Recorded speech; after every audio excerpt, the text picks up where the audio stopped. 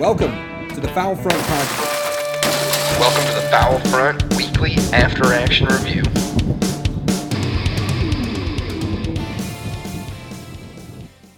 All right, good to be back on the net, guys.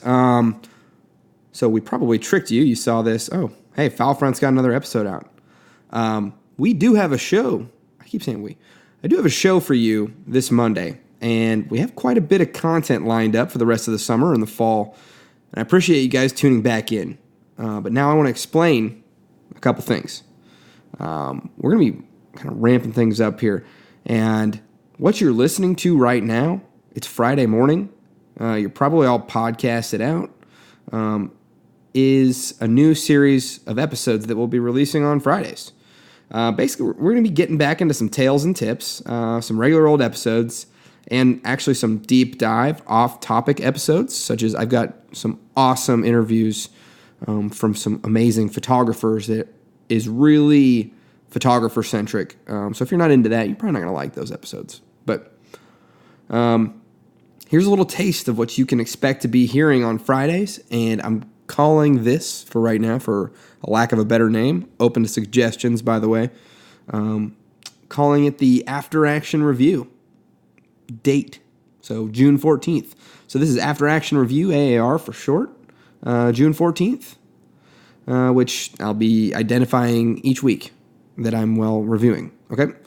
So the basic gist of the series is to give you a rundown of my personal thoughts, however welcomed or unwelcomed they may be, on the outdoors content that I consumed this week.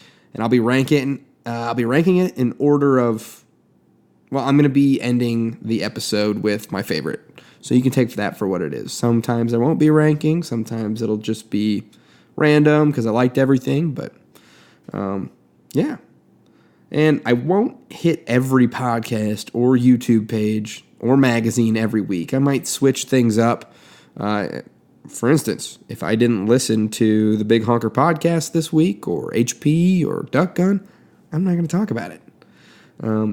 Like I said, it's a review and a collection of my thoughts on the outdoors content that I digested this week. I'll probably be steering away from Twitter posts, social media stuff. There's a lot of that. Unless something really jumps out to me, I'm really going for something that people put a lot of time and work into. Not saying that, well, you know what I'm saying. All right, first up, I'm going to start off HB Outdoors Waterfowl Podcast, episode 138, Specs and South Louisiana. I think we find Josh not present during this week. They did start off the episode saying that there was some sort of scheduling mishaps. But anyways, Dan, the other co-host there, has a friend of the show on, Christian Dubois, a French-sounding Creole name, I think, and seeing that he's from Louisiana, that makes sense.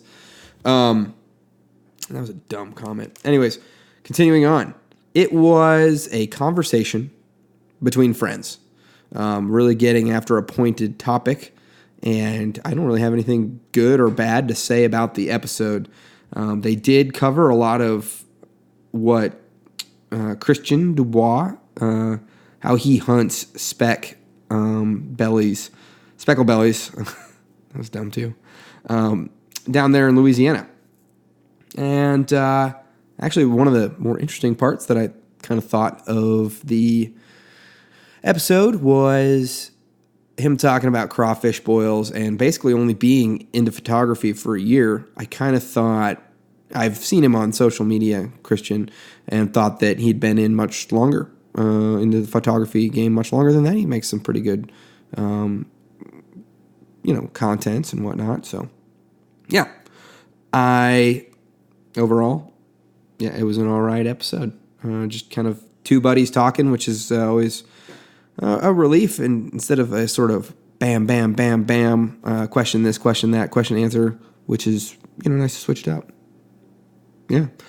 Next, I got Ben O'Brien's the Hunting Collective. It's a spinoff, not a spinoff. It's a complimentary podcast from a capable and intriguing person that is Ben O'Brien, where he discusses Father's Day and has an interview with a guy whose name I had not heard because I am not a very good reader. But it turns out that was Eddie Nickens, who is a Field and Stream writer.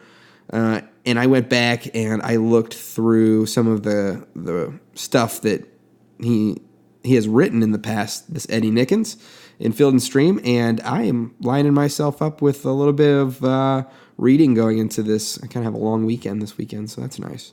Anyways, I initially, I think it's important that I tell you at what speed. I recently found out you can listen to podcasts in different speeds. I listened to the HP Outdoor one at ×2, which you lose a little bit of the character flavor and ambiance. I slowed it down for the parts that I found interesting, which is kind of a good way to consume a lot of content.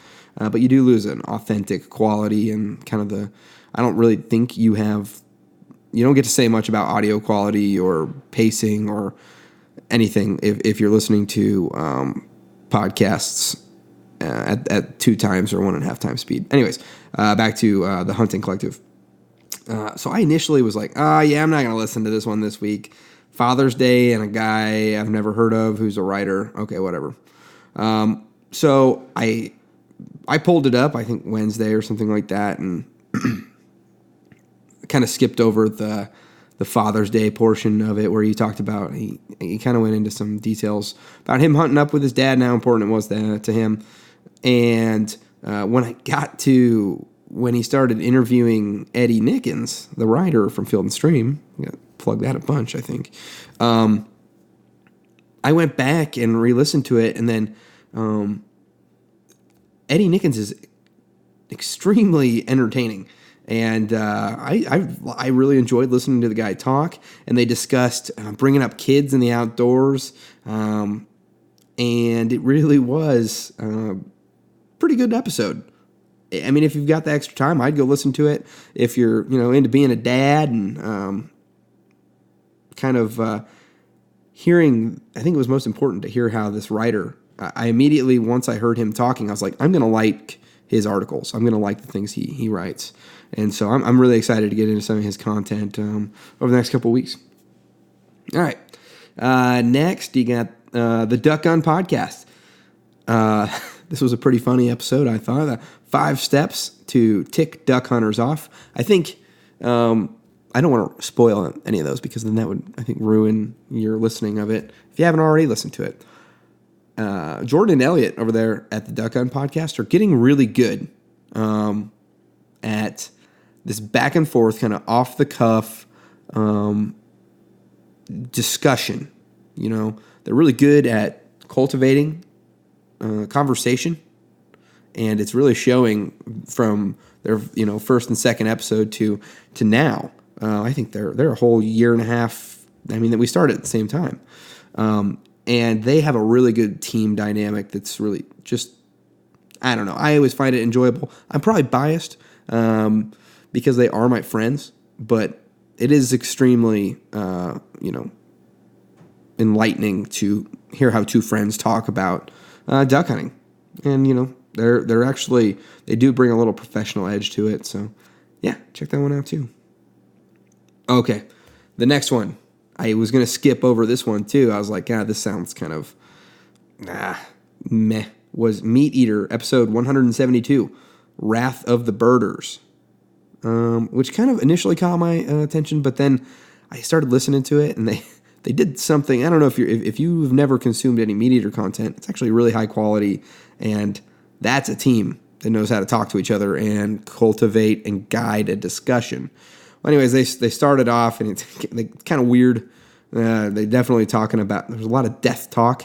It was kind of strange. They open it up, and they basically, what happens if Steven Ranella, the main host, he's dead? He keels over, and they have a pretty cool, they have some pretty cool stories that they talk to. I can't remember the name of who they had on. I know he's one of their writers that writes on their website every 1 or 2 weeks, I think they said. But I think his name was Pat Durkin. That's what it was. Pat Durkin, Spencer Newhart, and Giannis Patelis were all joining Steve. So yeah, like I said, they discuss his death, and then there was a really freaking interesting story about a guy that was a fisherman, and he had all this fisherman sonar. I just showed how good of a fisherman I am, an angler. Anyways, he lives up along the big lakes in either Wisconsin or Michigan, Minnesota. I can't remember. I'll have to get back into it. And talks about how he don't fish anymore. He just goes around and looks for stuff on the bottom of these lakes with his sonar gear. And he is such an expert at it that the police were enlisting his help. And just all the crazy stuff and stories that's taken him to. And it was pretty sweet. They go on to talk about some more wolves again. A pretty common theme in the outdoors world to be talking about wolves. Yeah, and then they just talk a little bit about the birders, bird watchers, and how they're a pretty hardcore group. That's kind of the name of the title. Whatever, I didn't find it that, it wasn't unterribly interesting, but about all the hate mail that old Pat Durkin gets. I think it's Pat Durkin. It might be, I don't know. Anyways, moving on. Pretty good episode. Finally, this is probably the best podcast episode I can remember in recent history that had me enthralled. I literally drove around the block a couple times just so I could hear a little bit more before I had to head into the house. It is the Big Honker Podcast, Prince of Poachers, Charles Beatty. Now, I know this aired a couple weeks ago, but I finally got around to listening to it and kicking myself for not having listened to it earlier. Glad, though, that I could talk about it today. At any rate, this Charles Beatty guy, he poached hundreds and hundreds of deer off of one of these big old Texas ranches, South Texas ranches, I think like somewhere between South Padre Island and, whatever's north of South Padre Island.